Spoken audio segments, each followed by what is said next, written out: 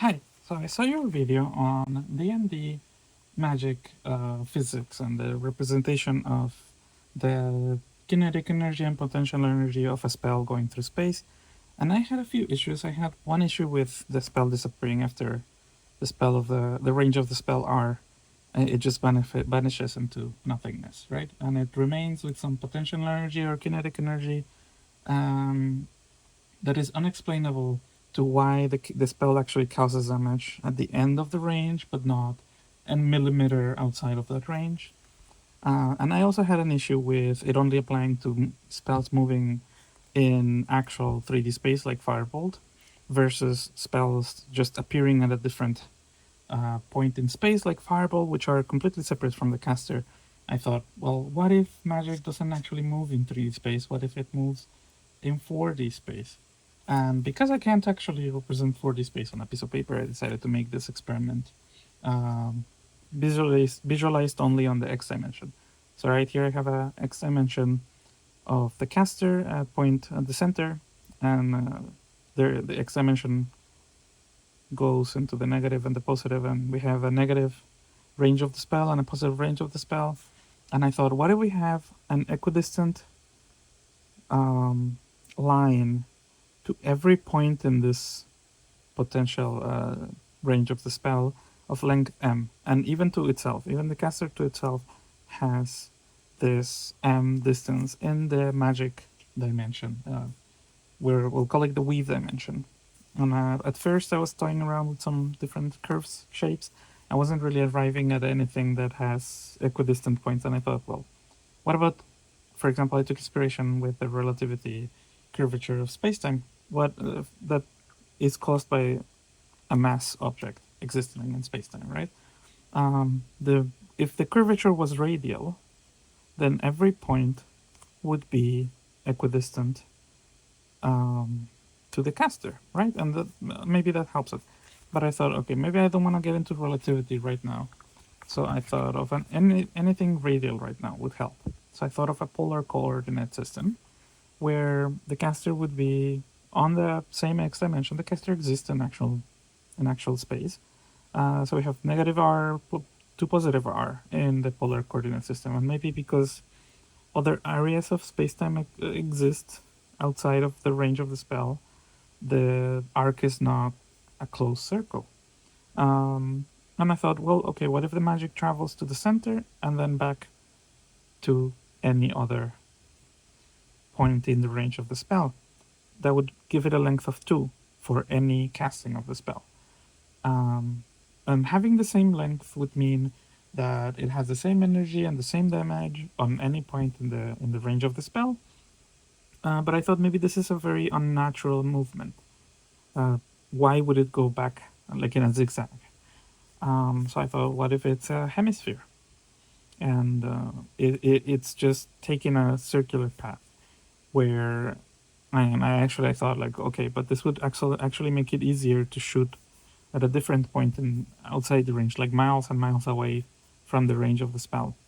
So I thought, okay, well, what if r and minus r are infinitely close in these polar coordinate systems, and it's actually physically impossible to get away from the range of the spell? Well, now I still run into this problem where you can take shortcuts by casting in a curve. And I thought, well, okay, maybe the rules of magic say that you can't actually curve the path taken that you're casting in the weave dimension, in the dimension of magic. But I wasn't fully satisfied, so I thought, what if it was a conical representation? This conical representation is actually something that we use in general relativity as well. The speed of light actually creates a physical limitation where space-time is not perceivable beyond this conical shape, right? I don't know about any limitations that we have in the magical dimension where an equivalent of the speed of light would be. Maybe the weave of magic just has this dimension, or maybe the conical shape of the weave dimension is just a subsection of the actual weave dimension that the caster has access to because of limitations that they have. And after the fact, I need to comment on this.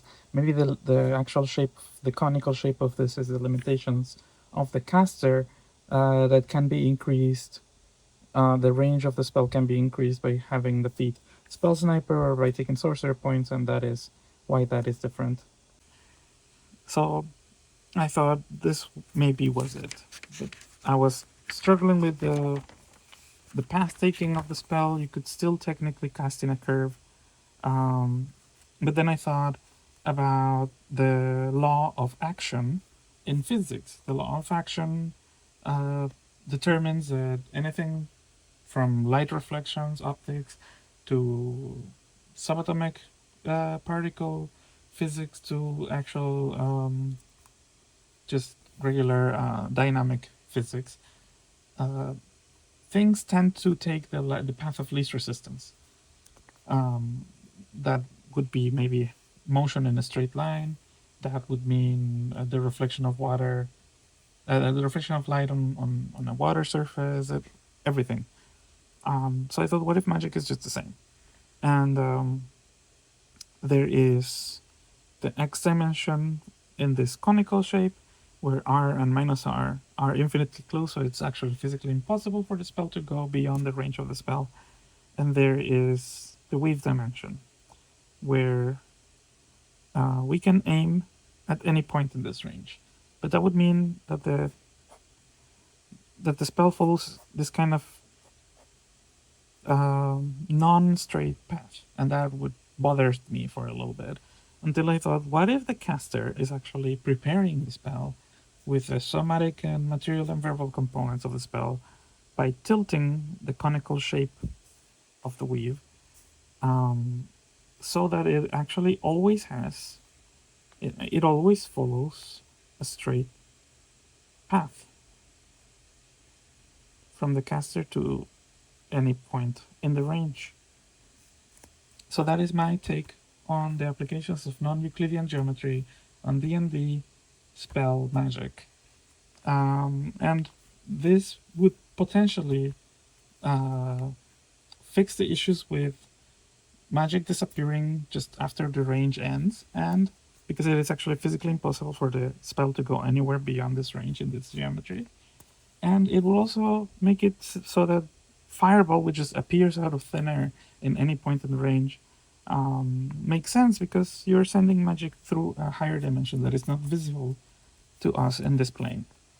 Thank you for all your entertaining videos and actually make me think about this for 3 days straight. Thank you. Goodbye.